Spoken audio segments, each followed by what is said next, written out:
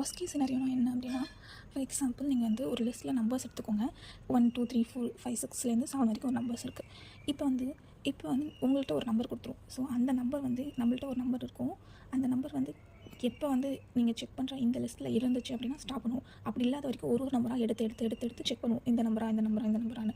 இப்போ வந்து என்னோடய நம்பர் வந்து 1 இருந்துச்சு அப்படின்னா, ஃபஸ்ட்டு டைம் நான் பார்க்கும்போது எனக்கு வந்து அது 1ன்ற நம்பர் வந்து கிடச்சிரும். ஃபஸ்ட் டைம் நான் செக் பண்ணும்போது எனக்கு கிடச்சிரும். இதுதான் வந்து பெஸ்ட் கேஸ். இப்போ 4 இருக்குது அப்படின்னு வச்சுக்கோங்களேன். ஃபஸ்ட்டு நான் 1ன்றதை செக் பண்ணுவேன். நெக்ஸ்ட்டு 2 செக் பண்ணுவேன். 2 4 ஈக்குவலான்னு பார்ப்பேன். இல்லை, நெக்ஸ்ட்டு 3 செக் பண்ணுவேன். நெக்ஸ்ட்டு 4. ஸோ எனக்கு வந்து அதுக்கு இத்தனை இதை செக் பண்ணிவிட்டு தான் எனக்கு 4க்கு வந்து செக் பண்ணுறேன். இது வந்து மீடியம் கேஸ். இதுவே வந்து நான் 7ன்றது பார்த்திங்க அப்படின்னா ஒஸ்ட் கேஸ். கடைசியில் தான் இருக்குது. ஸோ இதெல்லாம் செக் பண்ணி கடைசியில் தான் நான் செக் பண்ணுறேன். ஒஸ்ட் கேஸ்ன்றதை நம்ம தேடி அந்த நம்பர் வந்து கடைசியில் இருக்கலாம், இல்லை இல்லாமலும் போக வாய்ப்பு இருக்குது. ஸோ இதுதான் வந்து worst case scenario. Worst case scenario தான் நம்ம பிக் ஓவில் நம்ம நோட்டேஷன் பண்ணுவோம். பெஸ்ட் கேஸை வந்து ஒமேகான்னு சொல்லுவாங்க. ஆவரேஜ் கேஸ் வந்து தீட்டான்னு சொல்லுவாங்க.